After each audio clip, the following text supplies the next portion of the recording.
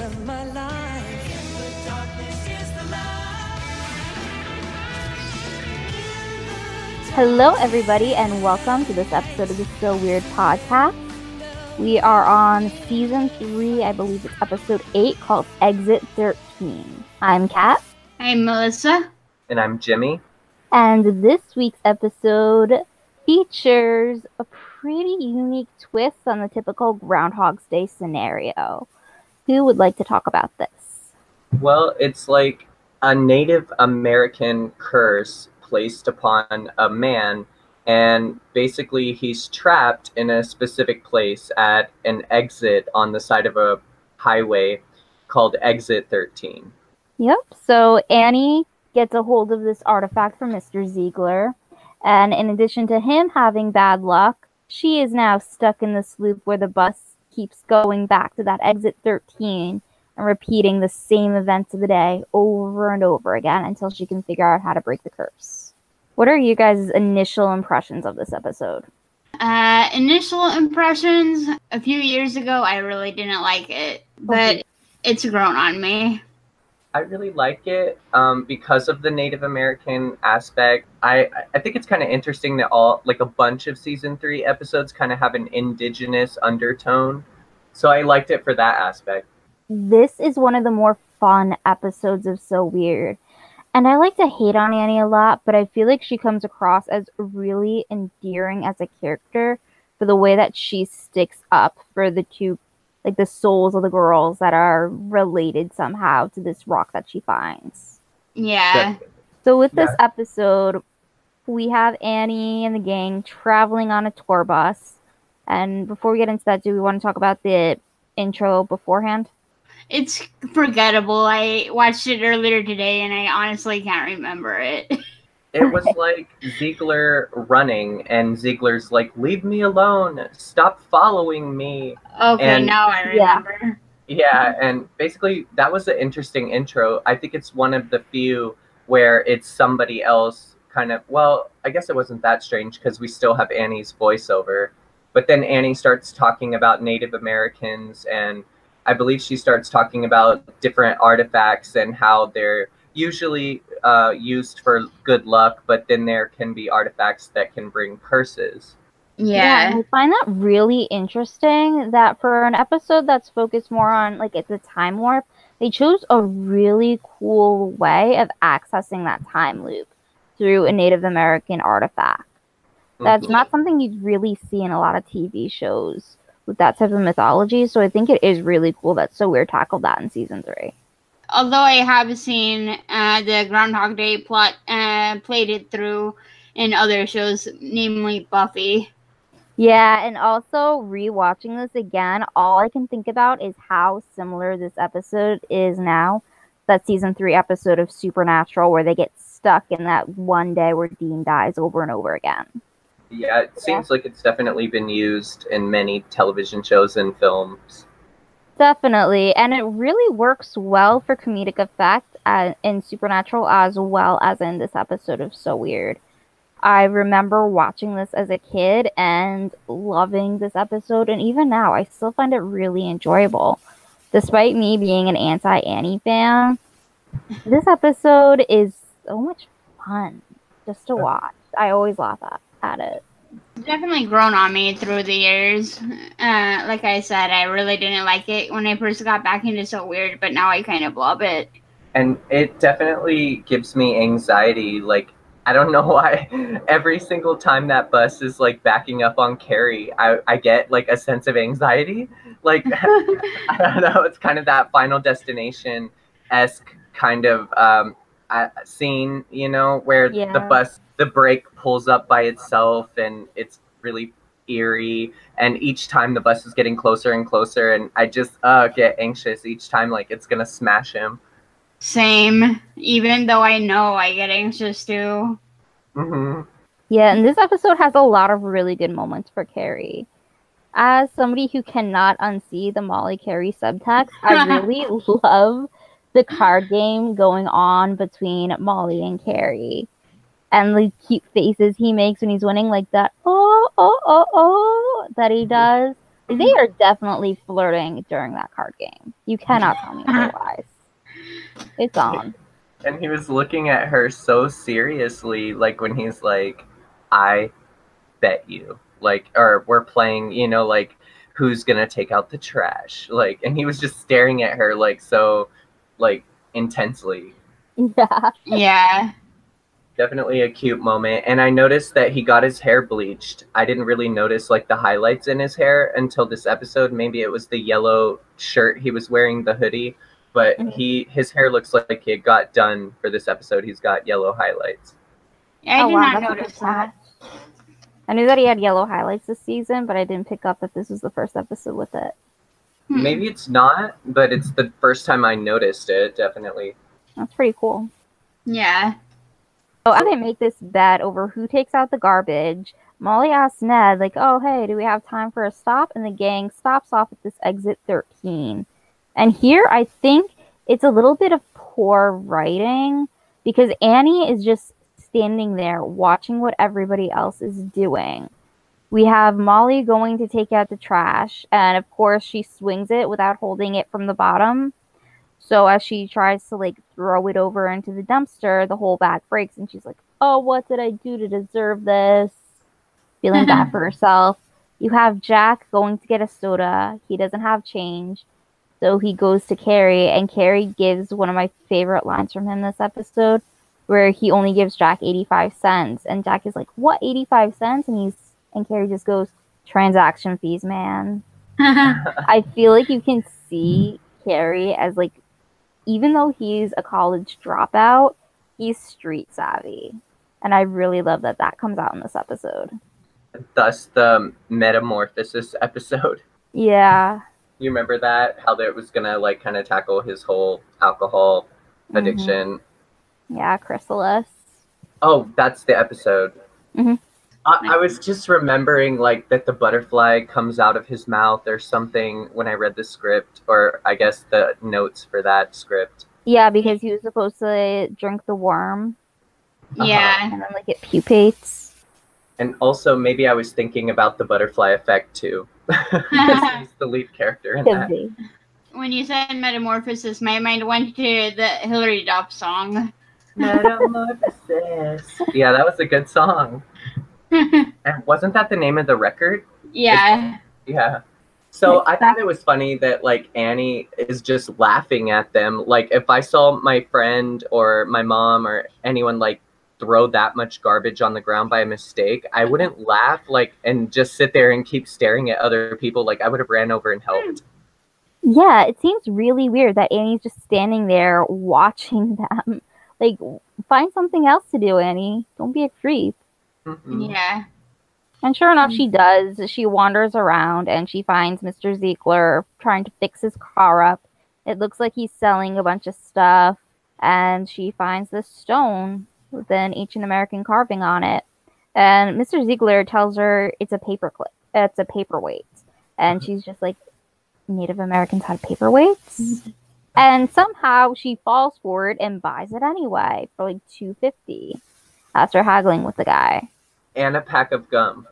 Yes. And immediately after Annie buys the stone, all of a sudden, the brake for the bus becomes undone. The bus starts rolling towards Carrie, who gets his foot stuck in a drain pipe or something.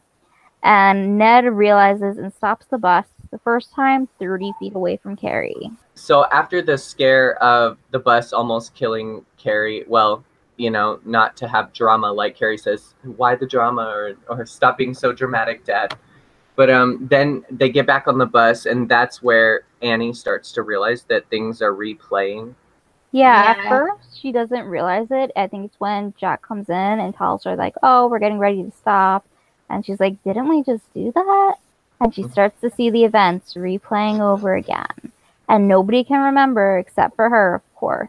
And one thing that strikes me as very odd in this episode is the fact that all of this bad luck when she first gets the stone is not happening to Annie. It's happening to everybody else. Like Molly with the garbage can, Jack with the soda being sprayed in his face, Carrie getting hit by a bus almost. And nothing happens to Annie. And I guess it can be explained away by Annie's panther protecting her. But it still strikes me as a little bit odd that like Annie's so boring that even the curse makes I just found it odd that nobody else had a sense of deja vu. Like, this seems familiar. And it was only Ziegler and Annie that kind of stayed in real time, whereas everybody else kept kind of time warping. But maybe it was the actual Exit 13 that was cursed, you know, because the bad luck started happening before Annie even met Ziegler. well, I mean, with I don't the know. trash can and the soda being sprayed. I guess, yeah. Yeah. Maybe. Well, I feel like that's just Molly being dumb to swing it. And then what grinds my gears is at the point in the episode where Annie is trying to stop the bad luck herself. I think this is on like their third, maybe fourth trip back to Exit 13. And Annie tells Molly, oh, maybe you should grip it from the bottom. And Molly just goes, I think I know how to take out the trash. Thanks, Annie. And it's like, that's so rude. Like, she's giving you good advice. Yeah. And Molly does pause and do it that way. But still, why you gotta be so rude about it? Right. And then I like how Annie has a rude moment with Jack. Oh, yes. So I think you're What? talking about the scene where Annie's about to stop Jack from spraying himself with a face, where she's like, oh, don't do that. And Jack responds, do what, goofball? And Annie smugly just goes, never mind. And then he gets sprayed in the face. This part, right? Yeah. So what bothers me about this part, like it's a funny scene and everything, but Jack calling Annie goofball, it feels too much like they're trying to force Annie and Jack to having the same relationship as Jack and Faye. And I'm sorry, but it does not work because they're not siblings. It doesn't come off the same way. And from the get-go, Annie and Jack had chemistry together. I'm sorry, but you cannot force them to have the same relationship as Jack and Faye. Yeah, I have the same issue with that, but it is funny to watch every time. Yeah. Maybe it's because Annie's like the same age as Fee and Jack is like older. He kind of took on that brotherly role for her, I guess. They've known each other for what, a month? I think it's been longer than a month in the time span, you know, because it's the 8th episode, so I think it's definitely been some time. Okay, so maybe it's 2 months. Right. But they've already like gone to school and stuff together for however long they were at school. I think some time has passed throughout the episodes since Lightning Rod. So it might be like 6 months, somewhere around there. Probably not 6 months because I forget what episode. Mr. Magnetism, I think, takes place during spring break. Oh. So that would have been more like 6 months. But yeah, probably between 2, 3, maybe 4. I don't know. How far into the season are we? Yeah. Still at the beginning. Yeah, and this is a longer season too.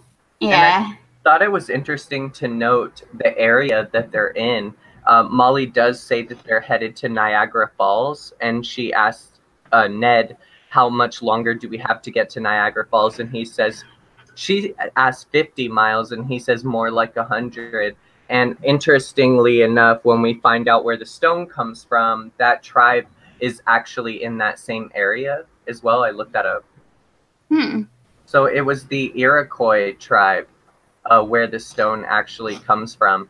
And there's a myth or like some spirits that the Iroquois actually believed in. And they were called the twin gods, and they were the Sky Woman's grandsons. But they were credited with the creation of humans. And one of the twins was named the Good Spirit or the Good Mind and was right-handed, and was the benefactor of the Iroquois and created many things to help the people. But his twin, which was named the Bad Spirit or the Left Hand, was his counterpart, creating many obstacles for humankind. And I thought it was interesting that the stone that was creating all of the bad luck was the twin with the left hand cut off. Yeah, that's so Interesting. cool. I never knew that.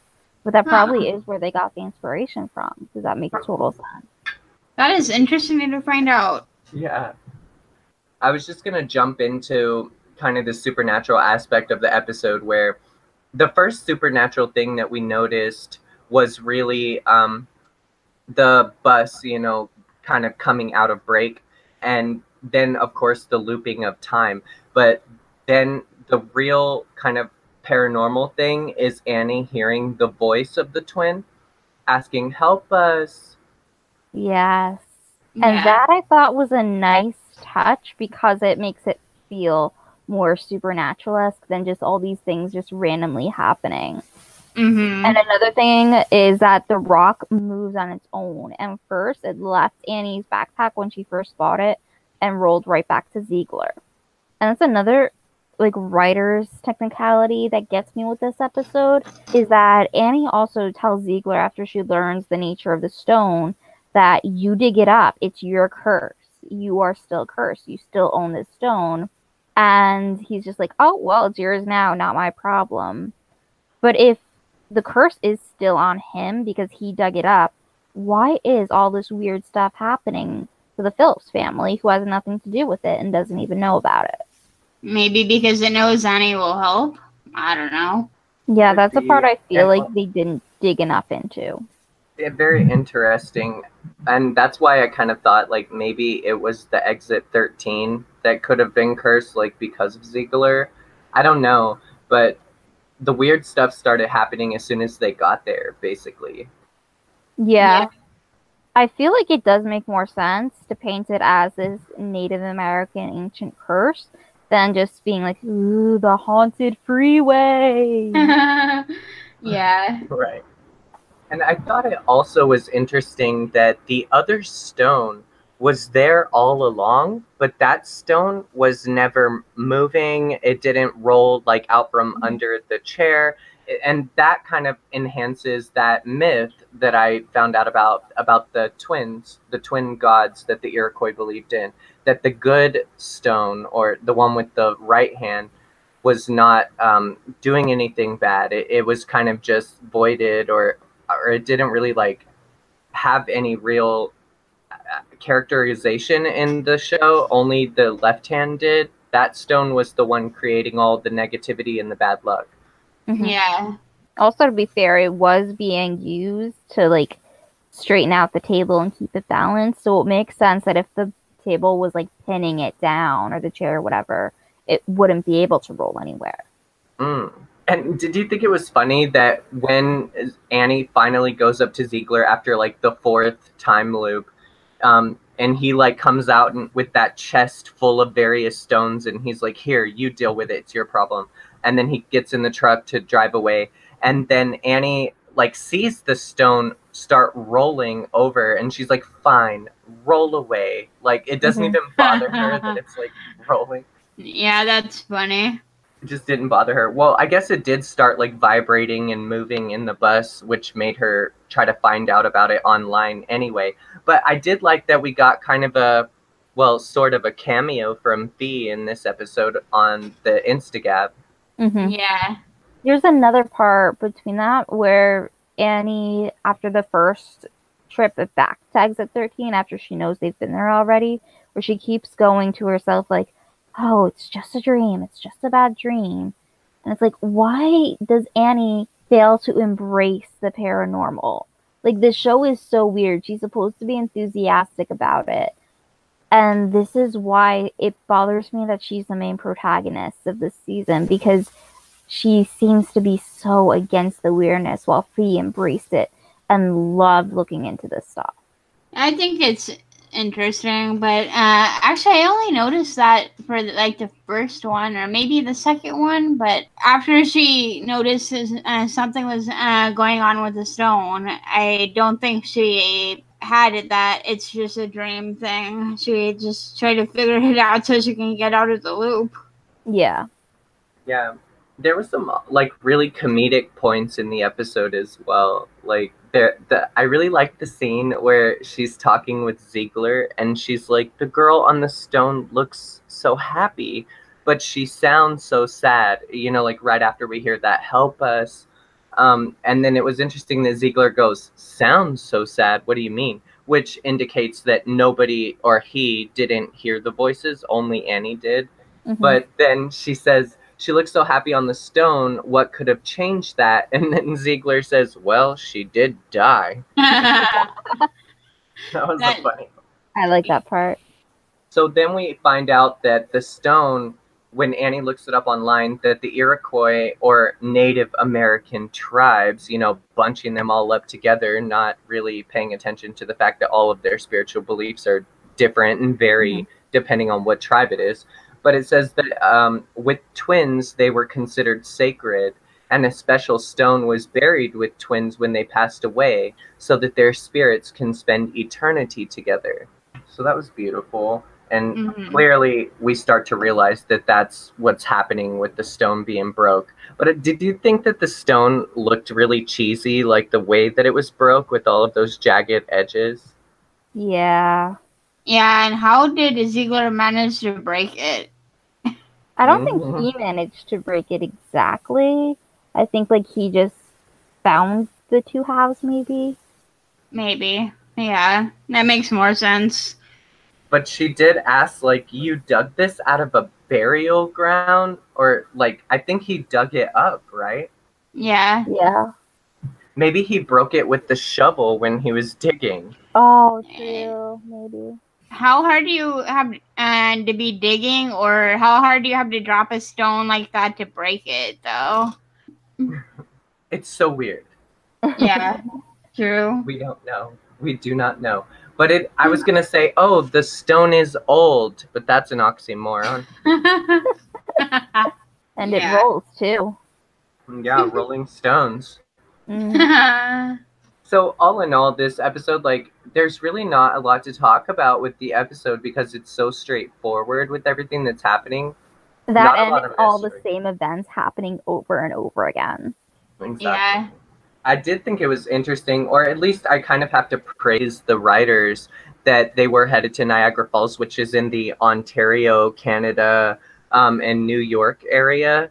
And that is where the Iroquois, that's where they lived back in the time. So it's interesting. And, I kind of want to commend the writers that they did pay attention to that. Yeah, the writers happen to be Tom J. Astle, who is the creator, and Christopher Fife. Nice. And Christopher Fife also wrote a different episode, I think, Great Mistake. Oh, that's a very memorable one for me. Yeah. You notice all the episodes that have any sort of glance at Fee have Tom J. Astle as a writer. That's a really neat connection. I'm glad he never forgot about her. And still try to incorporate her into some of the episodes so that the fans can kind of get patted on the head. Yeah. Here you go. Here's a little Fee for you. But it also kind of gets to me that Annie never seems to be able to do the research for herself. It's always let me ask Fee. She should know. I think she did a little bit of research before, and she just happened to be online at the time. Or I messaged her first. Yeah, true. Which might show, Fee did that curse in Lightning Rod so that she would no longer be connected to the paranormal. But she still knows a lot about the paranormal, and, Annie uses her a couple of times to help with whatever situation is going on. So I guess Fee didn't really, leave her interest in paranormal. And it was also ironic that as soon as something bad was happening to Annie, Fee decided to write her, out of the blue. Maybe A she little had a too feeling something convenient. was going on. She wouldn't be able to, though, because she cut herself off from it. Intuition. I don't think cutting herself off would have much of effect on intuition. Because she's still a witch, and her mother was connected, and so was her brother, So True. maybe her intuition, yeah. All right, so are we ready to go into our ratings for this one? Sure. I think I would give it an 8. Just because, it is interesting and hilarious to watch today, and in general. But it doesn't really have a lot, but it also doesn't really need a lot. And yeah. Good points. So I would probably give it like a 7 out of 10. One thing I really appreciated about it was the woman chanting in the background. I noticed that the tribal music was really close to the Peruvian music that we hear that is kind of surrounding Annie, but it also kind of sounded like the voodoo music a little bit.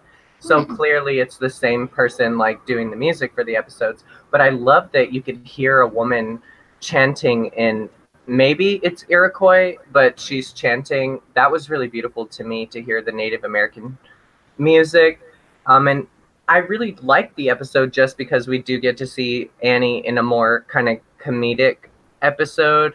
But I have to give it like a 7 out of 10 just because there wasn't a lot here other than the sisters that were separated and then the looping of time. It was kind of what's the word I'm looking for? Like an insignificant episode. A filler episode? Yeah, but it is sort of significant because, spoiler alert, but we do hear back from Ziegler in the last episode, so. Yeah. Yeah, I would go with Melissa and give it closer to an 8 because I think this episode really stands out in season 3 as one that's fun to watch. Because there are a lot of episodes this season that just frustrate me as a So Weird fan, but this one's really still enjoyable. It has a lot of funny moments in it. There are moments for Molly Carrie shipping. There are moments that make Annie likable as a character, so that's a major plus. Yeah. Normally, I automatically want to give a poor rating to a season 3 episode, but this one I don't. It still holds up well for me. So good on you, Exit 13. I also like that the soda machine that Jack was buying the Coke from was like pre-dollar bill soda machine. Yeah. Old school. All right. Pull up our feedback. So, Kobe said on the Dave Ward interview video, "Thanks for loving my previous comment, guys. But I'm curious, though, would you be interested in tracking down and interviewing any other cast members? Patrick Levis, Eric Lively, Eric Von Detten, and even Alexis Johnson would make great candidates, as would Henry Winkler. However, I imagine Kara, Mackenzie, and Melinda would be the hardest to track down. Am I right?" It's been talked about. Yes. Thank you for the comment. This is something that we do aim to continue to be doing, to interview as many people involved with the show as we can get in touch and schedule with. Yeah, we're working hard on it. Yep. And from the Blu-ray Kid on the same video, looks like he put So Weird well behind him. Great interview. Thank you for the feedback. And Matthew Bates commented, "I had a huge crush on Faye." I don't Honestly, think you're alone same. Honestly, same. She was probably one of my first celebrity crushes, Cara DeLisa. She's a beautiful girl. Yeah. Yeah. And even another friend of mine who I got into the show a few years ago is like, I would have totally had a crush on her if I'd watched the show growing up. So yeah, everybody loves her. All right, and from the John Wiseman interview, from Proud to be Autistic. So Weird is my all-time favorite Disney show, and when I first read about the original direction that the writers and producers wanted the third season to go, and then Disney refusing to allow it, it really angered me. It had so many incredible, awesome ideas and plans for season 3. If Disney had allowed the producers and writers go along with all their original plans, and if Cara DeLizia hadn't decided to leave the show, season 3 would have been absolutely epic. I guarantee it would have been the best season by far. But because Cara left, and because Disney is always so hell-bent on making everything G-rated, we unfortunately got stuck with the crappy, lighter tone season 3. To state the obvious, the original third season is the one we should have had, and the funny thing is, if So Weird had aired on any other network, such as ABC, Fox, or even Nickelodeon, the original third season probably would have gotten the green light and would have come into fruition. I feel you. Our sentiments exactly. I think most So Weird fans definitely feel the same, and we just sort of have to embrace the season 3 that is. But we all yearn and crave the season 3 that could have been. Yeah, and I'm not sure if it even was a Nickelodeon show, if it would have gotten that green light for the original season 3. But what gets me is that if it was a Nickelodeon show, right now there would probably be a reboot for it, or on ABC or Fox. Hmm. They're doing reboots on a ton of shows, and even though Disney doesn't acknowledge anything from the Zoog Disney era, and that's what really gets me. I think whoever was like in management at that time, they just kind of look at it with a side eye because Well, it wasn't their most like profitable era. Yeah, and that's the thing. Like Disney's all into comedies now, so they don't want anything to do with their drama era. Hmm. But thank you for the feedback. I really love that comment because I agree with pretty much everything you said. Me too. Me too.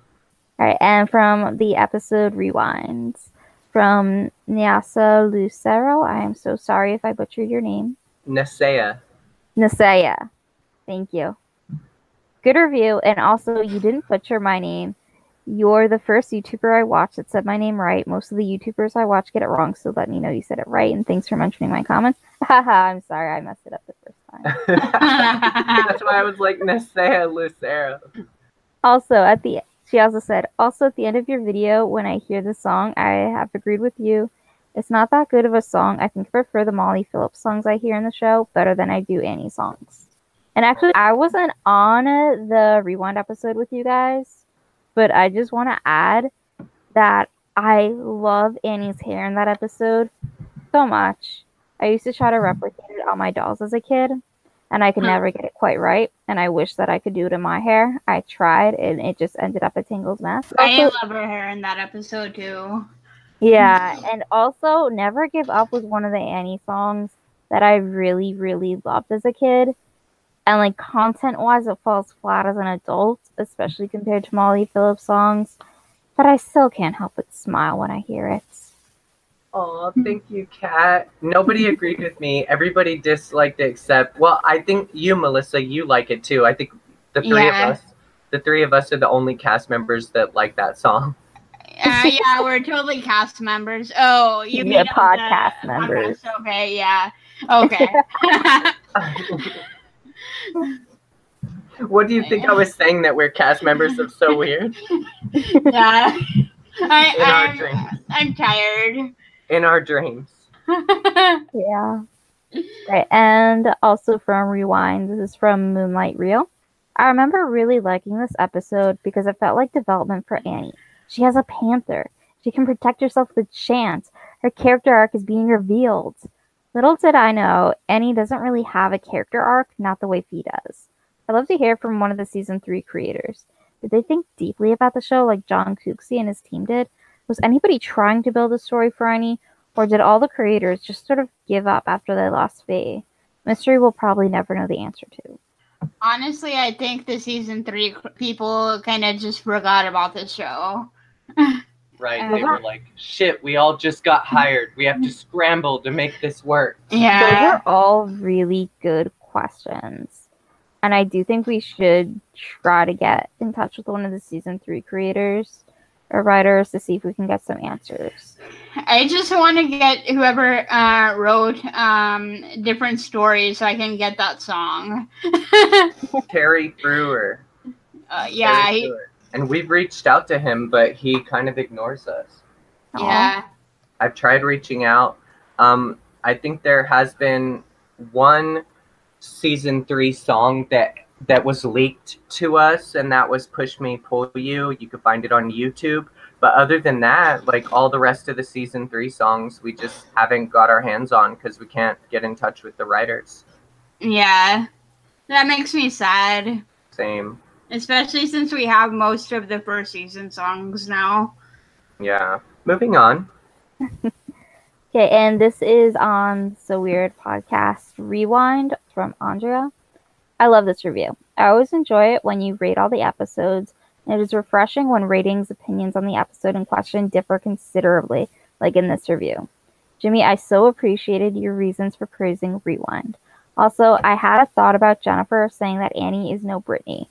I don't think that was necessarily her true opinion regarding Annie's voice, but it was more of an effort to discourage her mother from stealing her voice.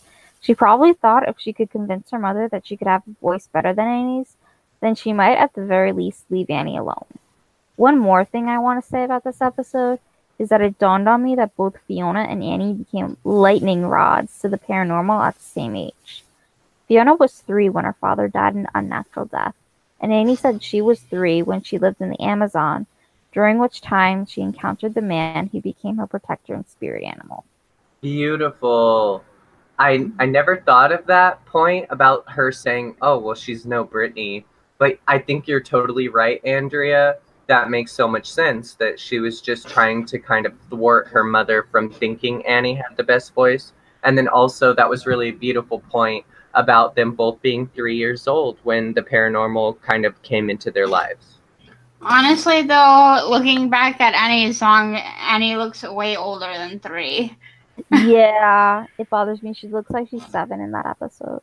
Well, it's kind of like Interview with the Vampire. Like in the book, Claudia's character, played by Kirsten Dunst, is actually supposed to be 5 years old. But in the movie, Kirsten Dunst, she was actually 9.5 years old, because they couldn't quite get somebody so young to have or say all of the lines. That is true. Yeah. But I think young Annie only had like 1 line.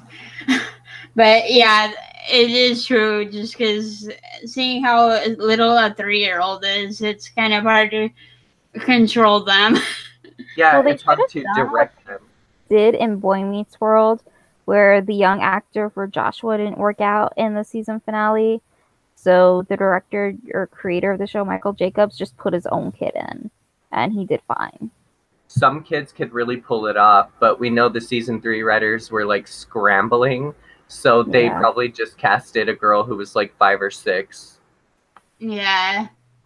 Before we finish up, I just wanted to say that I really do agree with Andrea's interpretation of the line where the girl's telling her mom, like, oh, she's no Brittany. I did see that kind of as a way of her trying to be like, oh, please don't steal her voice. I don't want her voice. I want my voice. Yeah, So that's how I saw it too. So thank you so much for the comment, Andrea. It's always good to hear from you. And then for twin, Messiah. Did I say it right? Nisea. Messiah. Okay. Messiah has said, great episode. I love this episode. It's great finally for season 2. Also, you said the demon sprite was bad CGI. I don't agree with that. To me, the sprite kind of scared me when it appears, and I like the moment between Fee and her father. It was very heartwarming. I'm sad to be done with the show. I really enjoyed it. It's great, and I root for you guys. Hope it comes back one day, and I keep begging Disney as well. Also, this isn't the first time Disney had this idea about twins having special bonds and abilities each other. For fans of Sweet Life of Zack and Cody and watch Sweet Life on Zack, the Sweet Life movie has the same idea. I don't know if Disney thought about this episode when they were making the movie, but probably not. You never know with Disney when they have ideas. Interesting. Yeah, that's pretty cool to hear from somebody who it sounds like just watched a show saying that they're sad to be done with the show. Oh. Especially when the show's not done. Not really. Well, maybe she means the season. Because that was Yeah. the end of season 2. And I have And to the end of agree. 8. Yeah, the end of Feed. And I have to agree, like, I liked the CGI for that episode, and I really liked the behind-the-scenes videos that we got for that episode, because we kind of got to see a little bit how they made that roof scene. That it was neat. And for the time, the sprite was really creepy to me as well. Yeah, same. Yeah. So thank you so much for the feedback, everybody. We'd love to hear from you, and we love to hear everybody's different takes on the episodes from So Weird. Okay, do we have anything else that we want to bring up? Just that we are working really hard. You know, we've contacted several individuals to try to interview them. We have a few things in the works. So stay tuned, because we very well may be interviewing some cast members or some creators. So thank you so much. And we definitely are working on it. Yes, thank you everyone for all of your support for the So Weird podcast. And we hope you enjoyed this installment. I'm Kat. I'm Melissa. And I'm Jimmy. Keep the faith and never give up on So Weird.